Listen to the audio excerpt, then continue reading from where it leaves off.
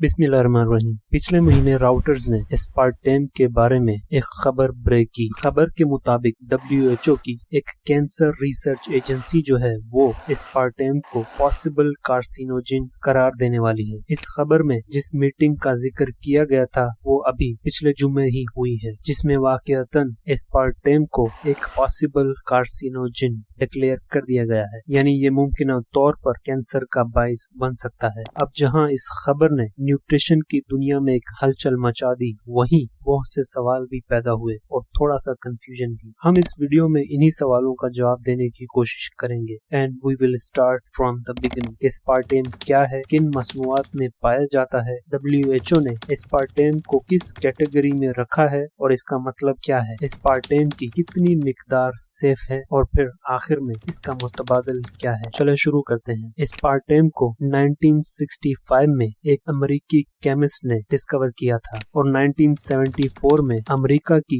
Food and drug administration ने इसे आम इस्तेमाल के लिए अप्रूव किया था और ये आर्टिफिशियल स्वीटनर के तौर पर इस्तेमाल होता है। चूंकि ये आम चीनी से 200 गुना ज्यादा मीठा है और इसमें कोई कैलोरीज भी नहीं है, इसलिए ये उन तमाम मसनूआत के लिए बेहतरीन चीज है जिन पर शुगर फ्री लिखा होता है। इसकी पॉपुलैरिटी की वजह भी यही है कि एक तो ये बहुत ज्यादा मीठा है, इसलिए थोड़े में ही काम हो जाता है। दूसरा ये कि टेस्ट के हवाले से ये दूसरे आर्टिफिशियल स्वीटनर्स जैसे सैकरीन की तरह कड़वा भी नहीं है। आए अब ये देखते हैं कि ये किन मसनूआत में पाया जाता है। तकरीबन हर वो सॉफ्ट ड्रिंक जिस पर डाइट लिखा है उसमें एस्पार्टेम मौजूद है, मसलन डाइट को, Pepsi, Fanta, Sprite, Mountain Dew वगैरह। तकरीबन तमाम कन्फेक्शनरी आइटम्स जिनमें च्युइंगम भी शामिल है। इसके अलावा ice cream, breakfast, cereals, sugar free packaged foods, हत्ता के कुछ शुगर फ्री कफ सिरप्स में भी एस्पार्टेम मौजूद है, यानी इट्स एवरीवेयर। अब आते हैं असल मुद्दे पर।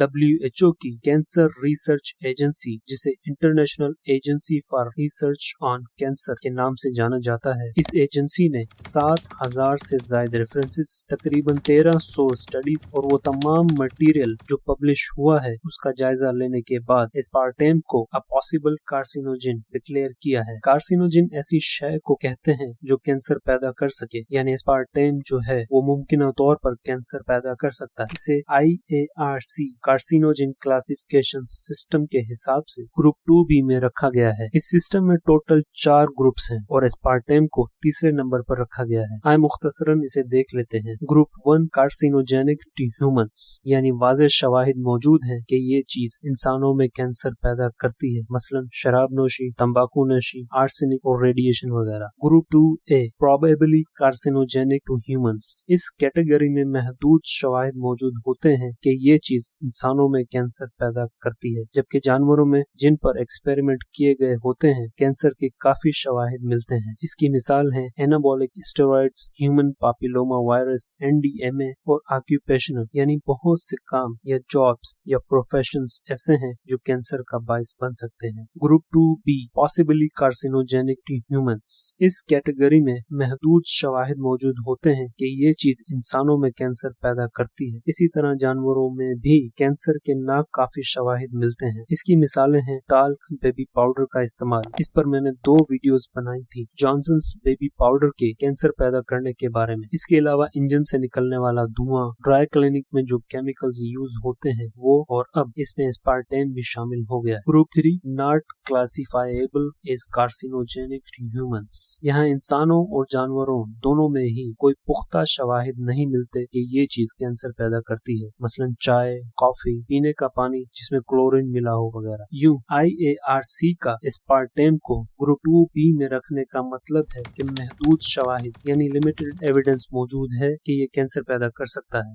IARC का बस यही काम है कि वो मुख्तलिफ केमिकल्स और प्रोडक्ट्स को फ्लैग कर सकती है, उनकी निशानदही कर सकती है कि इसमें कैंसर होने का खतरा है, लेकिन ये एजेंसी इस बात का तयन नहीं करती कि इस केमिकल या प्रोडक्ट की कितनी मिकदार सेफ है या ये कि एक बंदे को इसकी कितनी मिकदार कंज्यूम करनी होगी कि इसे कैंसर होने का रिस्क हो या उसे कैंसर हो जाए। मिकदार का तयन करती है एक और एजेंसी WHO और फूड एंड एग्रीकल्चर ऑर्गेनाइजेशन की joint committee on food additives. इस कमेटी का कहना है कि हमें हमारे रिव्यू में एस्पार्टेम के नुकसानदेह होने के कोई खास शवाहिद नहीं मिले हैं, इसलिए हमारी रिकमेंडेशन वही है जो लिमिट हमने 1981 में सेट की थी, और वो है 40 मिलीग्राम पर केजी पर डे, यानी एक 60-70 किलो का शख्स एक दिन में 2 से 2.5 ग्राम एस्पार्टेम इस्तेमाल कर सकता है। दूसरे लफ्जों में एक 60-70 किलो के बंदे को रोजाना दिन में डाइट सोडा के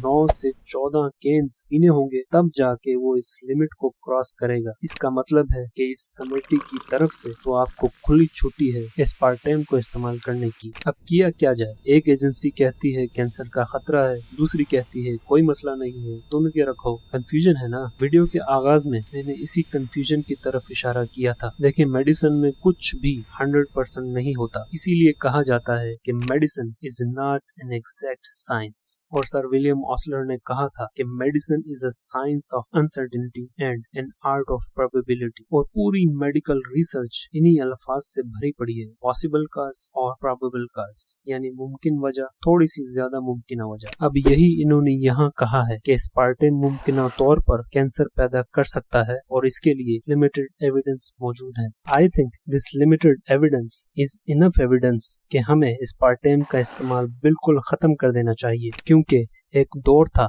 जब तंबाकू नोशी को बाकायदा एक सेहत बख्श चीज के तौर पर एडवर्टाइज किया जाता था। उसके साथ भी बिल्कुल यही कहानी हुई थी, पहले पॉसिबल कार्सिनोजिन, फिर प्रोबेबल कार्सिनोजिन, और अब हर किसी को पता है कि तंबाकू नोशी नंबर 1 वजह है फेफड़ों के कैंसर की। अब कुछ एक्सपर्ट्स का कहना है कि अगर लोग कैंसर के डर से डाइट कोला नहीं पिएंगे तो वो आम शुगर वाला कोला पिएंगे, जिससे मोटापा, जो पहले ही एक आलमी वबा की सूरत इख्तियार कर चुका है, और बढ़ेगा। इसका बेहतरीन जवाब WHO के ही head of nutrition Francisco Branca ने दिया है। उनका कहना है, एंड आई कोट, कि अगर सार्फिन को इस फैसले का सामना करना पड़ता है कि आया वो आर्टिफिशियल स्वीटनर वाला कोला ले या चीनी वाला, तो मेरे ख्याल में एक तीसरे ऑप्शन पर गौर किया जाना चाहिए कि इन दोनों के बजाय पानी पी। और यही वो मुतबादिल है जिसका जिक्र मैंने किया था। Hope you liked the video. Thank you for your time. Allah Hafiz.